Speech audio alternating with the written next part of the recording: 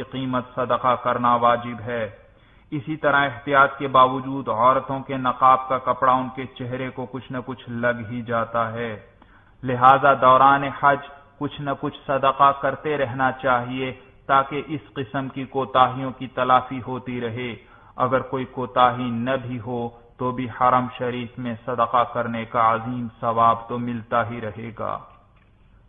یاد رکھیے آپ حج کے مبارک سفر پر جا رہے ہیں جہاں 25-30 لاکھ افراد کا عظیم مجمع ہوگا، لہذا ابھی سے ذہنی طور پر اپنے آپ کو تیار کر لیجئے کہ اس سفر میں قدم قدم پر بے انتہا تکلیف و مشقت کا سامنا کرنا پڑے گا۔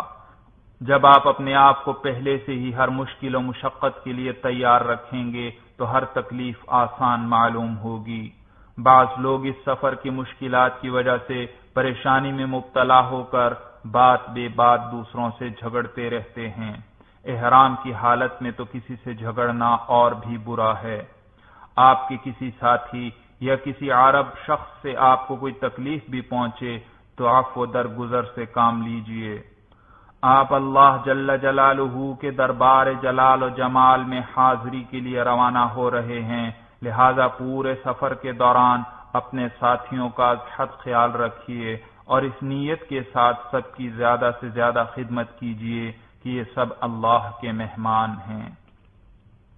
جدہ ایئرپورٹ پر کاغذی کارروائی میں تقریباً 6 سے 12 گھنٹے لگ جاتے ہیں۔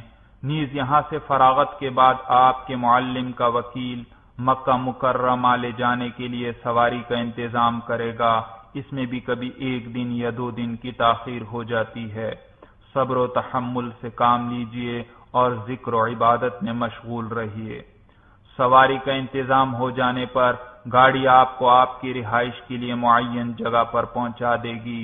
اپنا سامان اپنی رہائشی جگہ پر رکھ کر مسجد الحرام میں حاضری کی تیاری کر لیجئے۔ اگر اس وقت عورت اپنے مخصوص ایام میں ہو تو ابھی مسجد الحرام نہ جائے، کیونکہ اس حالت میں مسجد میں داخل ہونا منع ہے۔ اس حالت میں عورت اپنی رہائش گاہ پر ہی قیام کرے اور جب پاک ہو جائے اور غسل کر لے تو پھر مسجد الحرام میں حاضری دے اور طواف وغیرہ کرے۔ یاد رکھیے عام لوگ یہ سمجھتے ہیں کہ مکہ مکرمہ پہنچتے ہی فوراً مسجد الحرام میں حاضری ضروری ہے، مگر یہ درست نہیں۔ اب آپ کو خانہ کعبہ کے پاس حاضری اور طواف و سعی جیسی عظیم نعمت حاصل ہونے والی ہے، لہذا ضروری ہے کہ طبیعت میں اطمینان اور نشاط والی کیفیت ہو تاکہ ذوق و شوق سے یہ افعال سر انجام دیے جا سکیں۔ چنانچہ اگر مکہ مکرمہ پہنچنے کے بعد بہت تھکن محسوس کر رہے ہیں یا طبیعت ٹھیک نہیں ہے تو اطمینان سے اپنی رہائش گاہ پر آرام کر لیجئے اور تھکن دور ہو جائے تو پھر مسجد الحرام میں تشریف لے جائیے۔ مسجد الحرام میں یا کسی مسجد میں جب بھی داخل ہونے لگیں تو اعتکاف کی نیت بھی کر لیا کیجئے۔ اس طرح جب تک آپ مسجد میں رہیں گے آپ کو اعتکاف کا ثواب بھی ملتا رہے گا۔ جب بیت اللہ پر پہلی نظر پڑے تو 3 مرتبہ اللہ اکبر لا الہ الا اللہ کہیے اور راستے سے ہٹ کر ہاتھ اٹھا کر خوب دعا مانگیے۔ یہ قبولیت دعا کا خاص وقت ہے۔ خوب خشوع و خضوع سے اپنے لیے، اپنے اہل و عیال، عزیز و اقارب، دوست احباب اور تمام مسلمانان عالم کے لیے اور دینی و دنیاوی مقاصد میں کامیابی کے لیے خوب طویل دعا مانگ لیجئے۔ دعا سے فارغ ہو کر طواف شروع کرنے سے پہلے ایک اور کام کر لیں تو آئندہ تکلیف سے بچ جائیں گے۔ بے انتہا ہجوم کی وجہ سے حرم میں ساتھی ایک دوسرے سے جدا ہو جائیں تو بڑی پریشانی کا سامنا کرنا پڑتا ہے، لہذا ابھی سے کوئی جگہ ملاقات کے لیے متعین کر لیجئے۔ مسجد الحرام میں کوئی نمایاں سے علامت مقرر کر کے ساتھیوں کو بتلا دیجئے کہ طواف کے بعد اس مقررہ نشانی کے پاس تمام ساتھی اکٹھے ہوں گے۔ خصوصاً آپ کے ہمراہ اگر خواتین ہیں تو ایسی کوئی جگہ متعین کرنا ضروری ہے، ورنہ بعض اوقات ایک دوسرے سے بچھڑنے کی صورت میں ناقابل بیان تکلیف کا سامنا کرنا پڑتا ہے۔ اب طواف کی تیاری کر لیجئے، وضو نہ ہو تو وضو کر لیجئے، وضو کے بغیر طواف صحیح نہ ہوگا۔ پھر احرام کی چادر کو اس طرح لپیٹ لیجئے کہ دایاں کندھا کھلا رہے، جیسا کہ اس تصویر میں دکھایا گیا ہے۔ اسے اضطباع کہا جاتا ہے۔ بعض لوگ شروع سے ہی اس طرح چادر اوڑے رکھتے ہیں اور نمازیں بھی اسی طرح ادا کرتے ہیں، حالانکہ اس طریقے سے نماز ادا کرنا مکروہ ہے۔ یاد رکھیے، اضطباع یعنی دائیں کندھے کو کھلا رکھنا صرف طواف کے 7 چکروں کے دوران کیا جائے گا، اور ہر طواف میں بھی نہیں، بلکہ صرف اس طواف میں جس میں احرام باندھا ہو اور اس طواف کے بعد سعی بھی کرنی ہو۔ سعی کا ذکر آگے آ جائے گا۔ آئیے اب طواف کا طریقہ اچھی طرح سمجھ لیجئے۔ اس تصویر میں خانہ کعبہ کا قریبی منظر دکھلایا گیا ہے، جس میں بیت اللہ کا دروازہ دکھائی دے رہا ہے۔ دروازے کے ساتھ ہی خانہ کعبہ کے کونے پر حجر اسود نصب ہے۔ حجر اسود سے ہی طواف کی ابتدا کی جاتی ہے اور اسی پر طواف کا اختتام ہوتا ہے۔ طواف کا طریقہ یہ ہے کہ طواف کی نیت کر کے حجر اسود کی سیدھ میں آ جائیں، بیت اللہ کی طرف رخ کر کے کھڑے ہوں، اور جس طرح نماز کی ابتدا میں تکبیر تحریمہ کے وقت کانوں تک ہاتھ اٹھائے جاتے ہیں، اسی طرح طواف کی ابتدا میں کانوں تک ہاتھ اٹھائیں اور بسم اللہ اللہ اکبر وللہ الحمد کہیں۔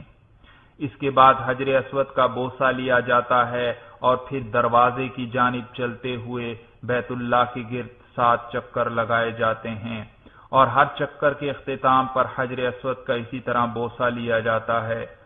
جب 7واں چکر پورا ہو جائے اور حجر اسود کا بوسہ لے لے تو یہ ایک طواف مکمل ہوا۔ ہر طواف کے بعد 2 رکعت نماز پڑھنا واجب ہے۔ خانہ کعبہ کی ایک اور تصویر جس میں حجر اسود دکھائی دے رہا ہے۔ سرخ لکیر کے ذریعے حجر اسود کی سیدھ کی وضاحت کی گئی ہے، جبکہ نیلی لکیر کے ذریعے طواف کرنے والے کا رخ بتلایا گیا ہے۔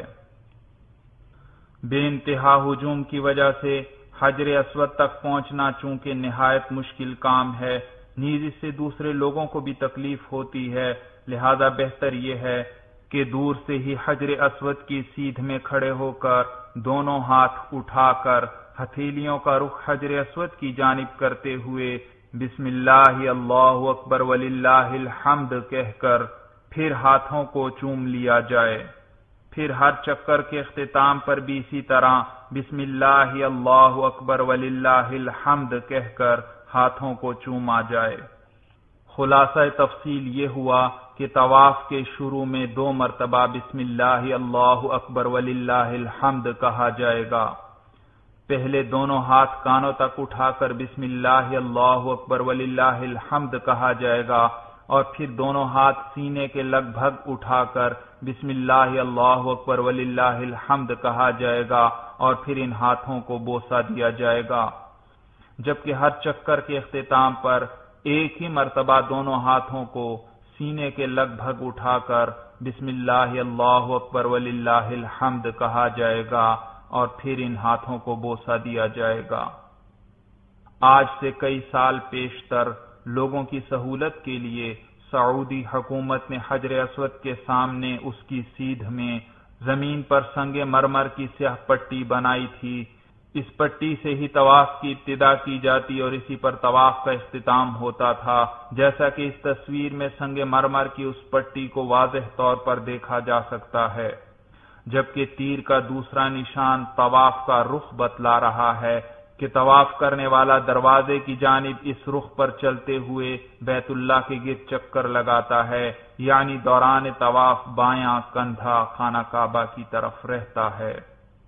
آج کل بعض مصلحتوں کی بنا پر سعودی حکومت نے حجر اسود کی سیدھ میں موجود سنگ مرمر کی اس سیاہ پٹی کو ختم کر دیا ہے۔